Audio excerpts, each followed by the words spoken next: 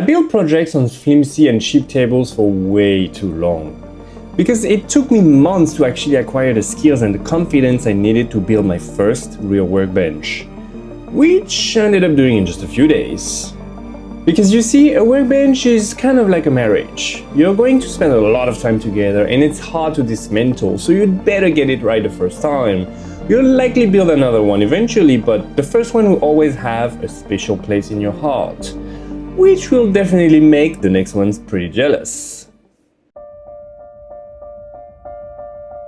It all started with a need, a workbench for my tiny workshop. And the problem wasn't necessarily building it, it was choosing what kind of workbench I wanted. I've always been a bit of an overthinker on some things and a complete impulse buyer on others. Like buying a super expensive 3D printer to finish my Iron Man suit in time? Complete impulse buy. Building a workbench? Stuck in overthinking hell. Because the moment you look into workbenches, you kind of fall into a rabbit hole. There's the anarchist bench, the Rubo, Japanese low benches. There's massive hardwood altars that take months to build and weigh more than your car. And I saw guys like Late Night Woodworking and Pedula build these insanely beautiful workbenches. Pure art. Perfect joinery, massive slabs, just everything dialed in. And that's art in my eyes. And for some reason I thought, if I want this YouTube thing to work, I need one of these to be my first workbench ever. But that workbench also had to be mine, so I needed to design it myself before building it. And at the time I had no CAD skills whatsoever to do that.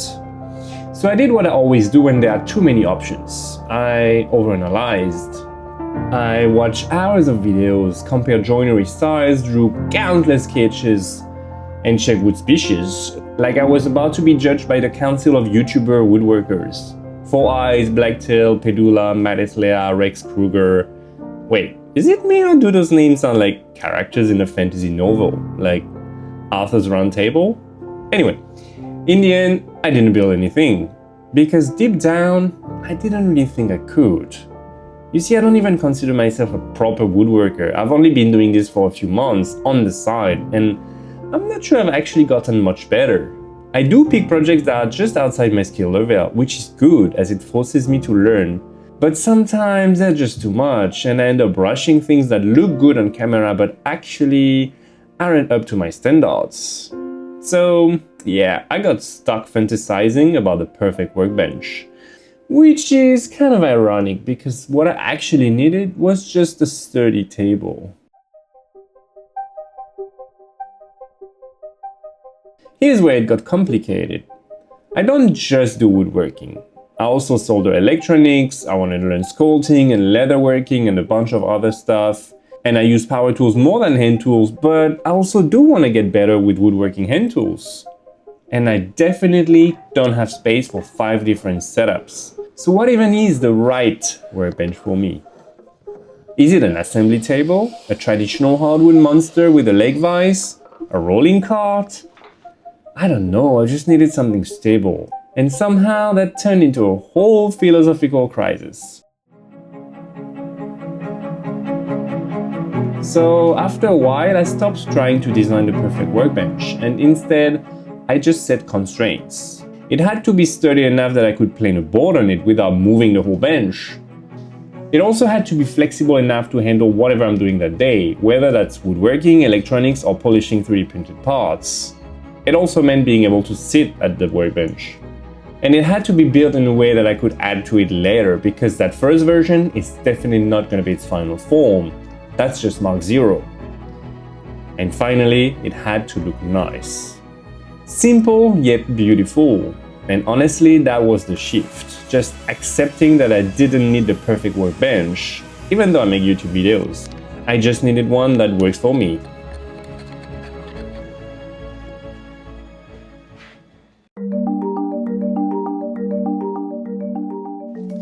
Once I stopped chasing perfection, the design became obvious. And I did end up designing it myself, as I wanted to. But since I didn't know CAD, I did what any reasonable person would do. I taught myself Fusion 360 in a week and made a video about it.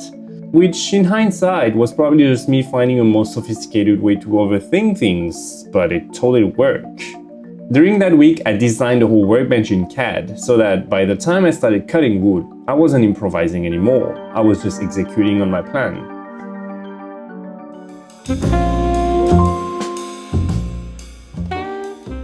I started with the top, cutting two 18mm sheets of rubber plywood to the approximate size I needed before gluing them together. I also cut a 10mm sheet of plywood for the lower shelf. Then I worked on the frame. I laminated tachyon wood 2x4s for the legs and cut grooves so that everything would slot together.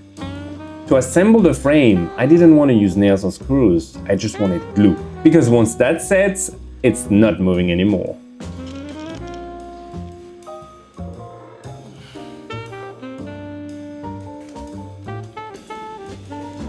Wow, it's not bad at all.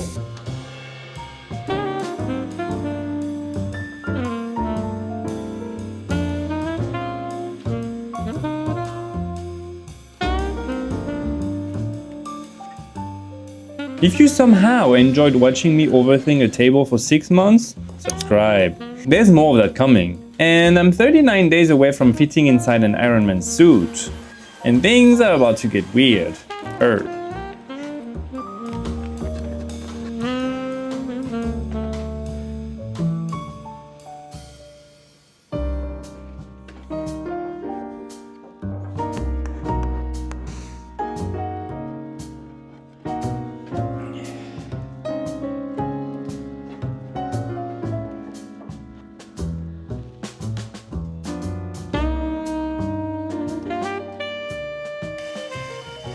After that, it was time to cut the laminated plywood top to its final size and attach it to the frame using pocket screws, which caused me some trouble. The first batch didn't hold anything properly, and then the screw head stripped, which was very frustrating because I couldn't remove them anymore. So I ended up pulling them out with pincers. Luckily, they were not embedded very deep. To solve that problem, I got a better and simpler pocket screw jig, which worked way better.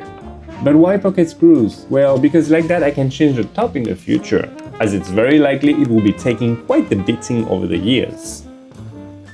I also aged the tabletop with maca wood and that nice deep red tone. I really love it.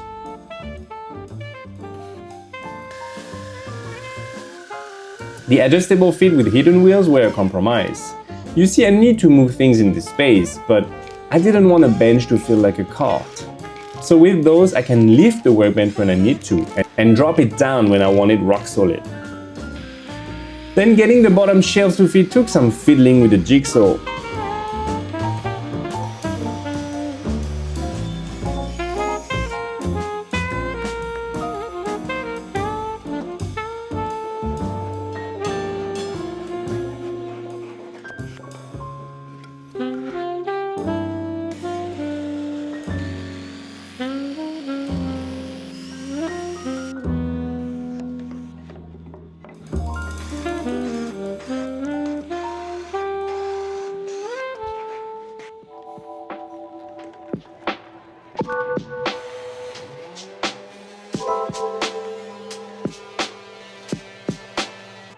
Then I stained the legs black because I really wanted that dark frame contrast with the reddish top.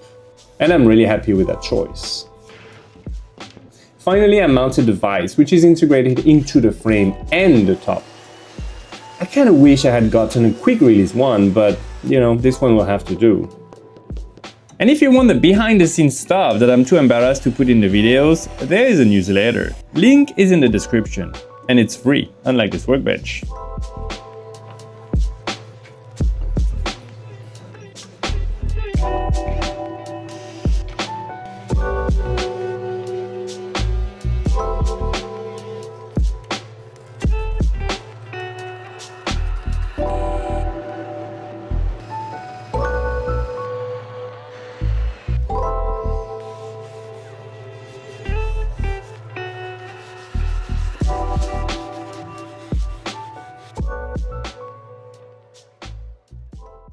First time I tried to plane a board on it, I noticed something immediately.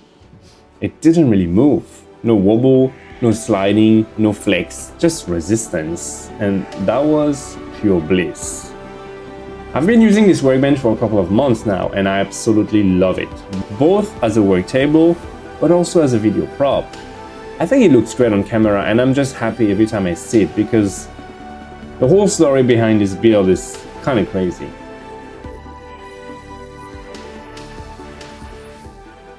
So this workbench started as an idea. Then I made sketches for months, but I kept pushing back the build.